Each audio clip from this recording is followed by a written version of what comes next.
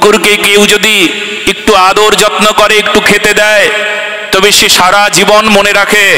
আর মানুষকে সারা জীবন খাওয়ালে সেই মানুষটা বিশ্বাসঘাতক হয়ে যায়, এমন উদাহরণ হাজারো আছে। হিন্দু শব্দটি হীনং দোষয়তি, আমরা যা হীন, যা অন্যায় তা আমরা দোষ বলে জানি, আর যা দোষ বলে জানি তা আমরা গ্রহণ করি না, তার নাম হিন্দু। বিবেকানন্দ বুক চাপড়ে, এইভাবে বুক চাপড়ে চাপড়ে বলেছিলেন, গর্ব করে বলো আমি হিন্দু, আমি হিন্দু। মানে কি জানো? যত হীন আছে, যত অন্যায় আছে, যত ভুল আছে তা আমরা ত্যাগ করি, তাই আমরা হিন্দু। আমরা পাপকে কখনো সমর্থন করি না, অন্যায়কে কখনো গ্রহণ করি না, তাই হিন্দু। সার অসার বিবেক চতুর, তার নাম হিন্দু।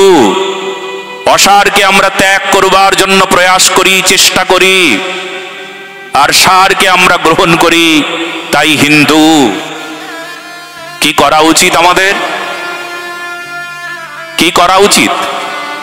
রাজা সত্রাজিতের চরিত্রে থাকা উচিত, না সত্রাজিত থেকে ভগবানের চরণে শরণাগত হওয়া উচিত? রাজা সত্রাজিতকে বলা উচিত, এই সত্রাজিত, এই মন সত্রাজিত, শুনে নে ভালো করে শোন। নদীর জল নদী কখনো পান করে না, গাছের ফল গাছ নিজে আহার করে না। মানুষ হবে গাছের মতন, সেবক হবে গাছের মতন, নিজের ফল নিজে কখনো খায় না, অন্যের জন্য সব সমর্পণ করে দেয়।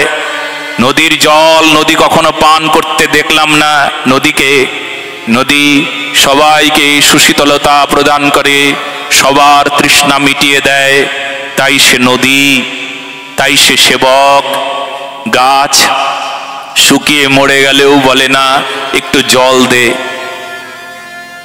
তার ছাল ছাড়িয়ে নিলাম, তার শরীর থেকে ফল তুলে নিলাম।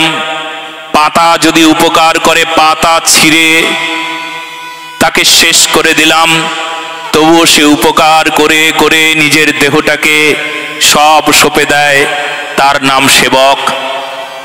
আর এই জন্যেই মহাপ্রভু বারবার বলেছেন, তৃণাদপি শুনেছেন। মানে কি? তৃণ হইতে নিচ হইয়া সদালবে নাম, নিজেই নিরভমানী হবে, অন্যে দিবে মান। তরু সম সহিষ্ণুতা বৈষ্ণব করিবে, ভর্ৎসনা তারণে তারে কিছু না বলিবে। তরু সম সহিষ্ণুতা মানে তরু, তরু মানে বৃক্ষ হয়ে যাও, সেবক হও সেবক। জন্ম যখন নিয়েছি মানুষ হয়ে, তখন মানুষ সেবা করো। এমন হয়েও না, কুকুরটাকেও দেখো কেমন সেবক, কুকুরের সেবা গুণটাকে একবার দেখো, কুকুরের সেবা ভাব একবার দেখো। কুকুরকে কেউ যদি একটু আদর যত্ন করে, একটু খেতে দেয়, তবে সে সারা জীবন মনে রাখে। আর মানুষকে সারা জীবন খাওয়ালে সেই মানুষটা বিশ্বাসঘাতক হয়ে যায়, এমন উদাহরণ হাজারো আছে। তবে সেই বিশ্বাসঘাতক মানুষ, তার জন্য আমাদের কখনো কোনো সময় মায়া মমতা নাই। বিশ্বাসঘাতকের জন্য কখনো মায়া থাকবে না, তার জন্য মমত্ববোধ নাই। বিশ্বাসঘাতক এ ঘাতক, এ আপনাকেও ঘা দিতে পারে, সমাজকে ঘা দিয়ে সমাজটাকে পচিয়ে দিয়েছে, শেষ করে দিয়েছে।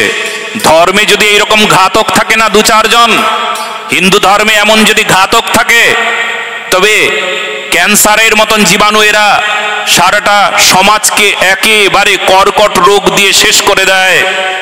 ধর্মকে বিনষ্ট করবার জন্য এরা কাফি, এরা আমার ঘরেই, এরা আমার ঘরের মানুষ। এটাই সবচাইতে বড় লজ্জা। যারা হিন্দু নামী মুখোশ পরে, যারা হিন্দু হয়ে এই শত্রু হয়ে যায়, নিজের ধর্মের প্রতি অবজ্ঞা অনাদর করে, তাদের মতন এমন পাপী জগতে খুব কম আছে। তারা কখনো ক্ষমার যোগ্যতা তাদের। কেউ যদি বলে আমি ক্ষমা করব, তবে তবে তাদের যেন কেউ কখনো কোনো সময় ক্ষমা না করে। তারা ক্ষমার অযোগ্য, পাপী তারা।